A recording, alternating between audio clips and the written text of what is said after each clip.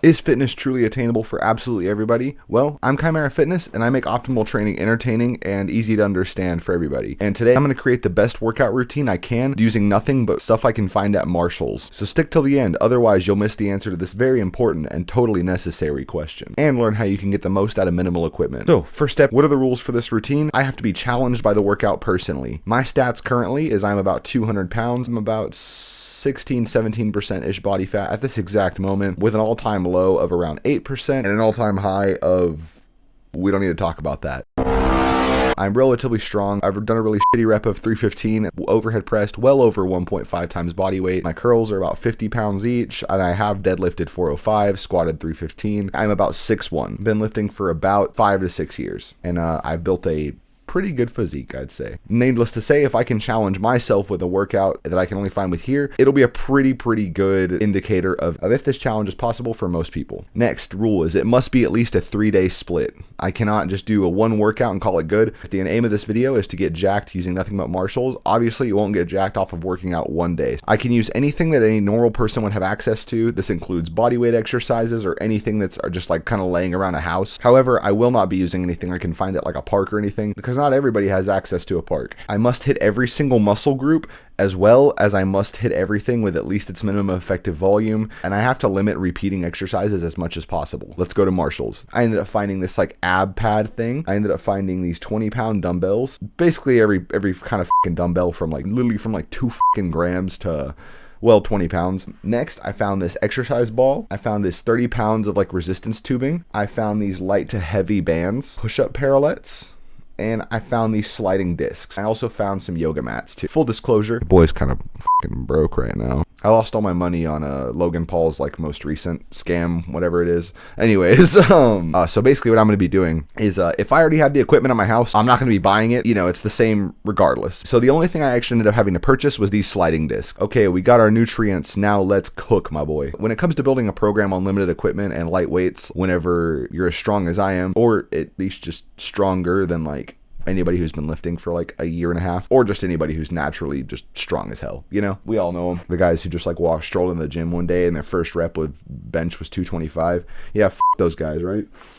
So the first thing we have to look at is rep range. So as we know, 5 to 30 rep range roughly builds the same amount of muscle mass. So we're going to try to stay under 30 reps. Because we have such light weight, we want to find exercises that are very hard to do and that it'll take us a while to get to 30 reps on. But I can obviously do 20 pounds on any back, legs, and chest movement for well over 30 reps. So what we're going to be doing is we're going to be reaching into the old tool belt, you know, go-go gadget style. We're going to be pulling out one tool that many people have been using to get jacked for literally since we pretty much crawled out the fucking ocean and aren't fish anymore. We're going to be reaching into the tool belt of calisthenics.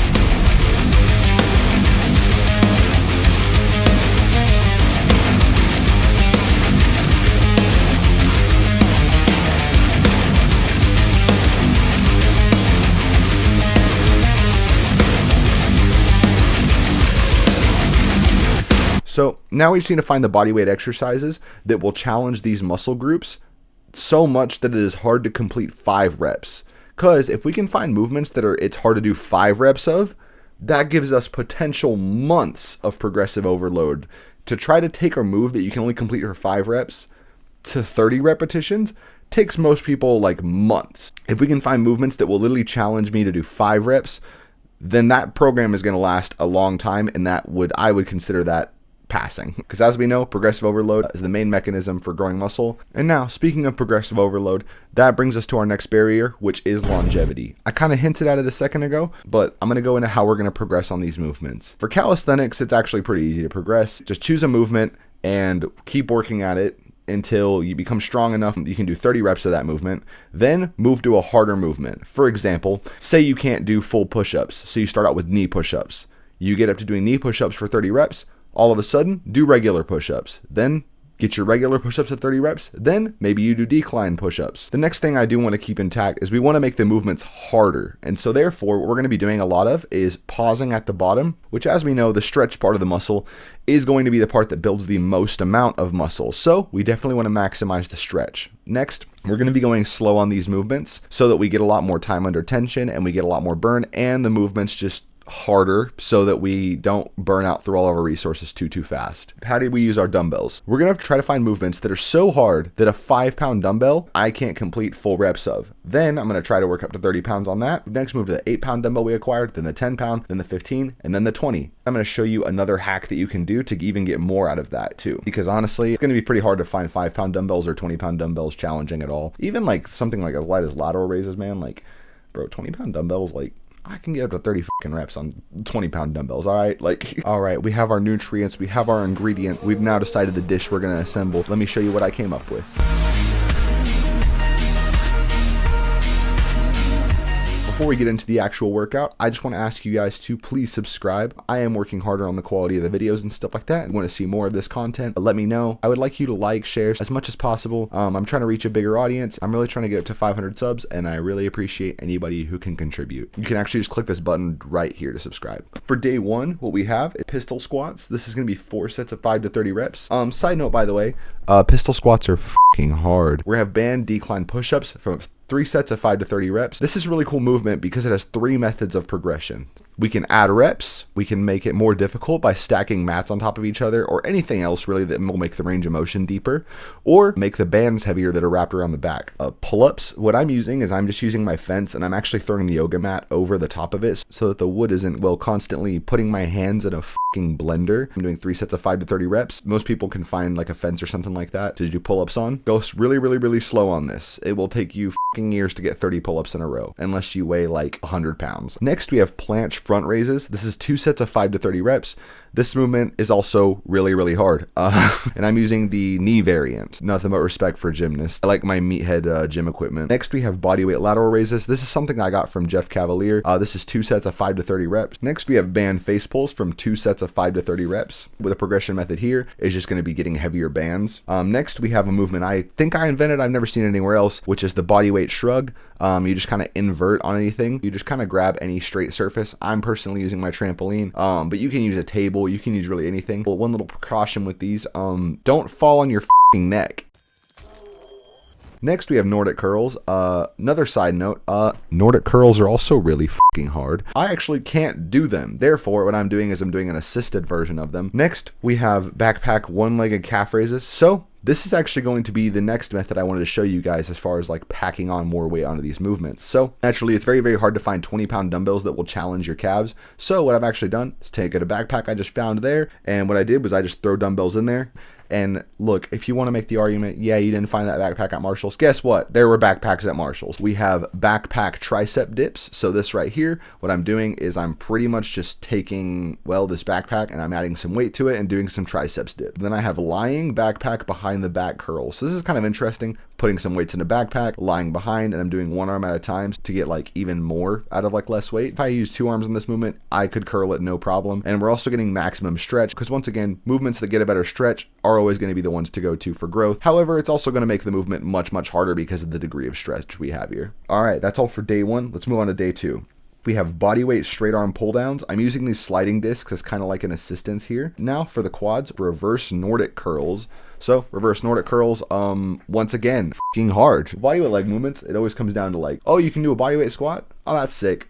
Now, I want you to literally do the hardest thing you've ever done. Next, we have bodyweight flies. Of course, we're using the sliding discs to kind of do one-arm flies here like you see me doing. Next, we have pelican curls. So the way this is going to work is, like I said earlier, you can use a table. You can use really anything that's around you. Just grab something behind you and just kind of get a bigger stretch. You can progress on this by actually just getting lower and lower, and so you're curling more and more of your body weight. Next, we have one arm over the head backpack extensions. So once again, throwing some weights in a damn backpack, and we're doing 2 sets of 5 to 30 reps on this bad boy. We're doing a deep pause at the bottom, and we're going to be extending up really slowly and going down really slowly. And this right here is going to get a ton of stretch, build a ton of muscle. Next, we have parallel pike push-ups, and the progression on this one is do more reps, and eventually, I guess you could just progress to try to do a handstand push-up. Next, we have lying backpack super ROM rear delt flies. So what we're doing is I'm laying down right here, and I'm using this to get an extra stretch on the rear delt. I'm really pausing at the bottom, and I'm just using that, and I'm just doing a rear delt fly, basically. We're going to do bodyweight shrugs again. So I'm going to be honest, traps and cabs are something I'm pretty much just going to be repeating exercises this whole time. Couldn't really find another movement for those, if I'm being real, that would like be worth it. Next, we have leaning super ROM lateral raises. This right here is getting extra stretch, being extra slow, and getting more out of less weight. Next, we have disc leg curls. This hurts a lot, actually. These movements are challenging. And then, like I said, we're repeating the calf raises here. All right, moving on to day 3. Next, we have straight bar dips, 4 sets of 5 to 30 reps. That's going to knock our chest and get our titties fried off. Next, we have our inverted row to hit our back. We have 3 sets of 5 to 30 reps. To make this one more difficult, you can always add a backpack onto your chest with the weights inside of it, or you can always adjust like how far out your legs are and even how high up they are. The higher up you have your leg, the harder it's going to be. Next, we have sissy squats, 3 sets of 5 to 30 reps, knock out the quads. Next, we have band leg curls. We have repeat our calf raises again. Next, we have this kind of fake preacher curl lying bench setup I got going on right now. I actually got this from Dr. Milo Wolf, and he does this with just like dumbbells, but also you can leverage it because you can't really train too heavy on this movement. Next, we have kind of bent over like stretch kickbacks. Now, dumbbell kickbacks are notorious for being a terrible tricep exercises because they're a shortened partial, but they do 2 things very, very well. You can't go very heavy on them, and they activate the triceps really, really well. So what we're doing is we're circumventing the downside of it being a shortened partial by just leaning forward as much as we can and really exaggerating that stretch right there. Next, we have band behind the back front raises. Now, usually stretch positions are better, but I was kind of running out of front delt movements, so here we go. Next, we have regular ass rear delt flies. Now, rear delt flies, they're not usually that heavy of movement, so 20 pounds is honestly pretty damn challenging. So if you can get up to 20 pounds for 30 reps, pausing, going slow, getting a stretch, all that stuff, like, good on you, man. That's a heavy movement. Next, we have lying side delt Y raises. So this is kind of similar to the ones we had earlier for the rear delts. However, this time we're doing it for the side delts. We're raising up and we're just activating our side delts to raise it up instead of our rear delts. And the last movement is another set of bodyweight shrugs, which confuses my dogs very, very much. And those are the workout. Is this optimal? No. Nothing will really be optimal unless you have access to a full gym, if I'm being honest. However, will it get some shit done? Hell yeah, it will. Will you get fit from it? Absolutely. These workouts were very, very hard, actually. You can get in very good shape doing these. And unless you are significantly bigger or stronger than me, you can definitely build some muscle mass with this workout and get pretty damn jacked. So, in conclusion, can you get jacked at Marshalls? I'm going to go ahead and give it a yes. Now, I just wonder what exercises you should do if you want to be optimal and you have access to a gym. If only there was a video made for that.